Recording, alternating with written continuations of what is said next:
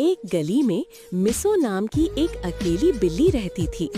कभी बहुत प्यार किया गया, उसका परिवार कहीं दूर चला गया था। हर रात वो उसी पुराने दरवाजे के पास बैठता, आंखों में उम्मीद लिए, हर गुजरते कदम की आहट पर कान खड़े करता। मौसम बदले लेकिन कोई लौटकर नहीं आया।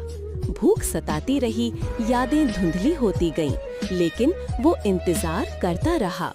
एक सर्द सुबह बर्फ ने उसकी शांत देह को ढक लिया। वहाँ से गुजरती एक बच्ची ठिठक गई। उसकी आंखों में आंसू भर आए। उसने अपना मफलर उतारा, धीरे से मिसो के चारों ओर लपेटा और फुसफुसाई, तुम बहुत प्यारे थे।